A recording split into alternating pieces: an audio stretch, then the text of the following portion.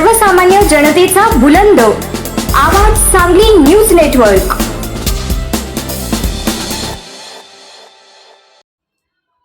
महात्मा फुले, छत्रपती शाहू महाराज, कर्मवीर भाऊराव अण्णा पाटील आदी थोर पुरुषांनी शिक्षणाची गंगा तळागाळात पोहोचवण्याचं काम केलंय।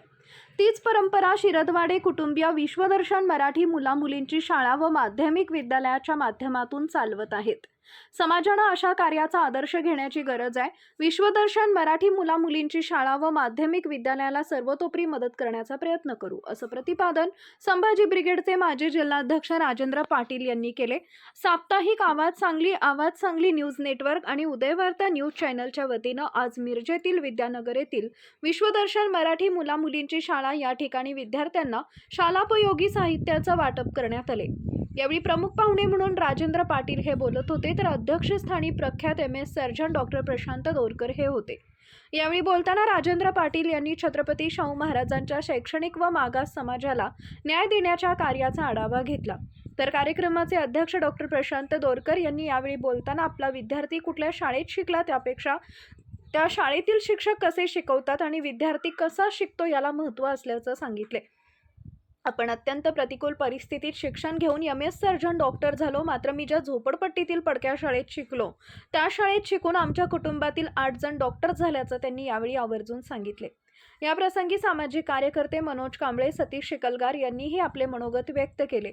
तर शाळेच्या मुख्याध्यापिका विद्युलता अनिल चव्हाण यांनी सुरुवातीला शाळेविषयी माहिती दिली। आवाज सांगली न्यूज नेटवर्कचे संपादक डॉक्टर श्रीकांत भोसले यांनी यावेळी बोलताना सदर कार्यक्रमाचा उद्देश विशद केला। या कार्यक्रमात बोलताना उदयवार्ताचे संपादक उदयसिंह राजपूत यांनी विद्यार्थ्यांना स्वातंत्र्य आवश्यक आहे, आटपाडीसारख्या घटना टाळण्यासाठी विद्यार्थ्यांवर नाहक अपेक्षांचं ओझं लादण्यात येऊ नये व विद्यार्थ्यांनीही आपल्याला मिळालेल्या स्वातंत्र्याचा गैरफायदा घेऊ नये असं मनोगत व्यक्त केले। यावेळी आवाज सांगली न्यूज नेटवर्कचे सहसंपादक अनुराज होळकर, शाळेतील शिक्षक अतिग्रे, संकपाळ, कोळेकर, पाटील, पवार, मस्के, पाटील मॅडम आदी उपस्थित होते। यावेळी उपस्थित पाहुण्यांच्या हस्ते विद्यार्थ्यांना शैक्षणिक साहित्याचं वाटप करण्यात आले। मुख्य संपादक डॉक्टर श्रीकांत भोसले, आवाज सांगली न्यूज नेटवर्क व वृत्तपत्र। डॉक्टर MS दोरकर सर या ठिकाणी आपल्याला अत्यंत महत्त्वाची व्यक्ती आज या ठिकाणी आपल्याला सगळ्यांना भेटायला आलेले आहे आणि त्यांच्या हस्ते आपल्याला या ठिकाणी वह्या आणि पेनचं वाटप होणार आहे। मगाशी सरांची ओळख करून देत असताना सरांनी कोणत्या परिस्थितीतून शिक्षण घेतलं आणि शिक्षण घेताना त्यांच्या घरामध्ये कशा पद्धतीची आज 8 व्यक्ती डॉक्टर या पदावर काम करतायत, या जनतेची सेवा करतायत, अशी त्यांनी या ठिकाणी ओळख करून दिली। अत्यंत प्रतिकूल परिस्थितीमध्ये काम करून शिक्षण घेऊन त्यांनी या पदापर्यंत, या हुद्द्यापर्यंत म्हणा किंवा या क्षेत्रापर्यंत पोहोचण्याचं महत्वाचं काम केलंय आणि त्याची जाण म्हणून आज आपल्या या ठिकाणी अगदी छोट्याशा सुद्धा शाळेला त्यांनी आपल्याला वह्या आणि पुस्तकं देण्यासाठी या ठिकाणी उपस्थित राहिले। अत्यंत महत्वाचा वेळ काढून त्यांनी या ठिकाणी उपस्थित राहिल्याबद्दल मी सर्वांना विनंती करतो त्यांनी टाळ्यांच्या गजरामध्ये त्यांचं साकरीत स्वागत करायचं।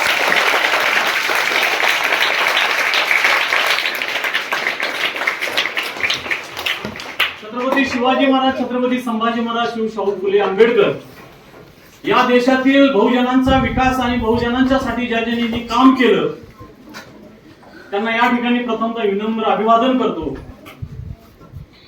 आणि आज या वह्या आणि पुस्तकांचं वाटप या ठिकाणी होतंय, अत्यंत महत्वाचा कार्यक्रम या ठिकाणी संपन्न होतोय। मला या ठिकाणी बोलवत असताना त्यांनी सांगितलं की उद्या 26 जून राजश्री छत्रपती शाहू महाराजांचा जन्मदिवस आणि त्यांनी त्यांच्या संस्थांमध्ये त्या काळी केलेलं काम या छोट्या छोट्या बालकांना थोडंसं का होईना त्यात ज्ञात व्हावं आणि म्हणून त्यांच्या 1-2 मी आठवणी या ठिकाणी सांगणार आहे। खरं तर डॉक्टरांना माझी विनंती आहे की थोडासा वेळ त्यांनी घ्यावा, कारण शाहू महाराजांनी त्यांच्या संस्थांमध्ये केलेलं काम या छोट्या मुलांना थोडंसं निदान कानावरती तर राहावं म्हणून त्यांच्या 2 आठवणी मी या ठिकाणी सांगणार।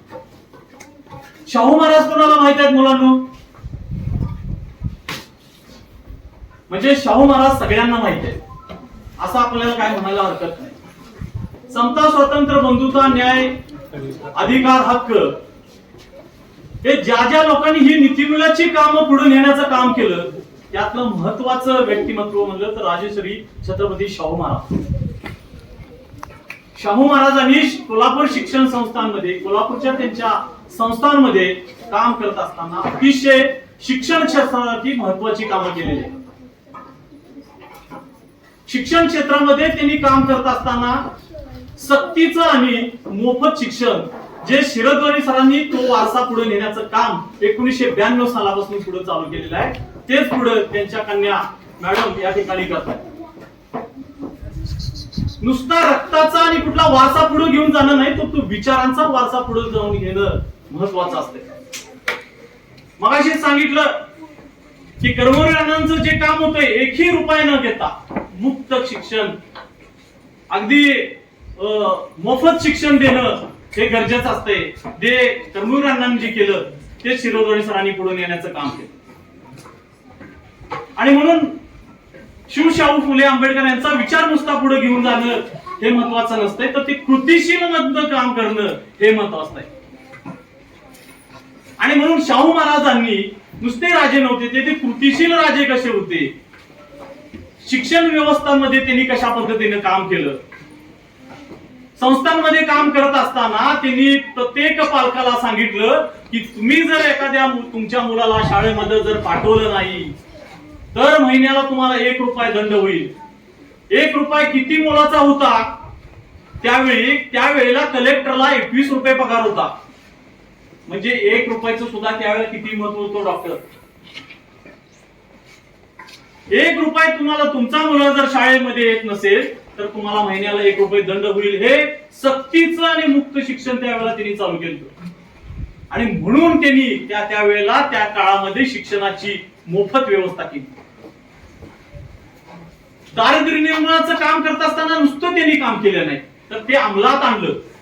आणि अंमलात आणत असताना त्यांनी कोल्हापूर सारख्या संस्थानामध्ये प्रत्येक जातीचं त्यांनी वसतिगृह उभा केलं.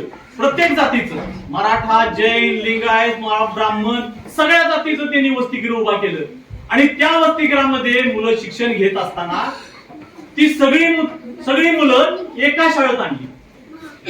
सर, मला या ठिकाणी तुम्हाला मुद्दामून या गोष्टीचा उल्लेख करायचा आहे की त्यावेळेला आज 100-150 वर्षाचा काळ तुम्ही जर लक्षात घेतला की त्यावेळेची त्यावेळेला त्याची जी व्यवस्था जर तुम्ही बघितली, दारिद्र्य निर्मूलनाचं काम करताना शाहू महाराजांनी केवढं काम केलं बघा. की त्यावेळेला मुलं एकमेकाला म्हणजे मागासवर्गीय मुलांना मिळून मिसळून घेत नव्हती, उच्च जातीतली असणारी. आणि म्हणून एकत्र राहणं शक्य नव्हतं त्यावेळेला. जर एकत्र वसतिगृह जर एकाच ठिकाणी वसतिगृह बांधलं तर त्या ठिकाणी सगळ्या जातीची मुलं राहिली नसती, ते पालकांनी सुद्धा ते मान्य केलं नसतं. म्हणून सगळ्या जातीची त्यांनी पहिल्यांदा वसतिगृह स्थापन केली. त्या वसतिगृह मध्ये राहणाऱ्या सर्व जातीची मुलं एका ठिकाणी शाळेला आणली.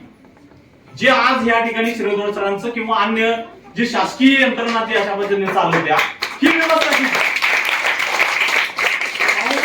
दीडशे वर्षाची ज्या वेळेला किती त्यांचा शाहू महाराजांचा शिक्षणाचा त्यावेळेचा दूरदृष्टिकोन असेल बघा. राहायला कोण पाठवणार नाही एकत्र, पण शाहू महाराजांनी राहायला एकत्र त्यांनी एक सेपरेशन केलं आणि ती मात्र शिक्षण घेण्यासाठी त्यांनी एकत्र केलं.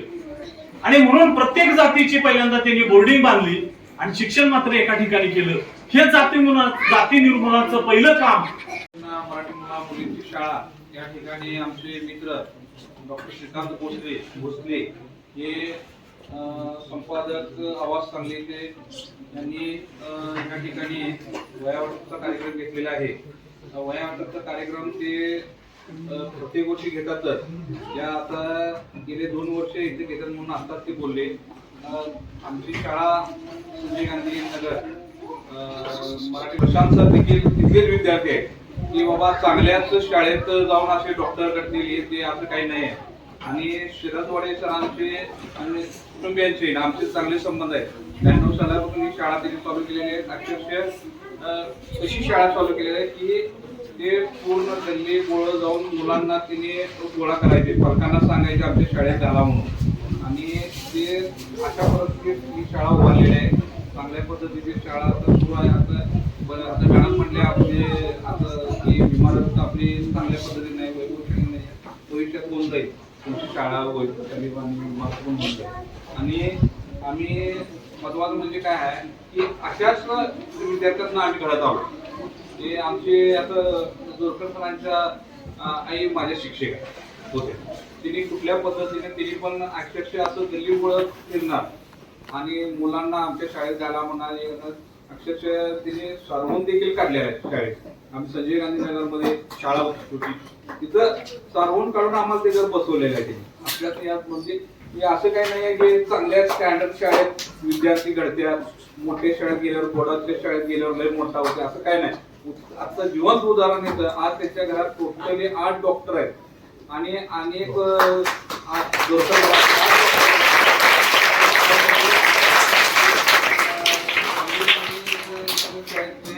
बऱ्यापैकी प्राध्यापक आहेत, डॉक्टर्स आहेत, वकील आहेत, परत मोठमोठ्या हुद्द्यावर आहेत, राजकारणी आहेत. असं काही नाही की आपण अशा शाळेचं एकदम माध्यमातून बघू शकताय.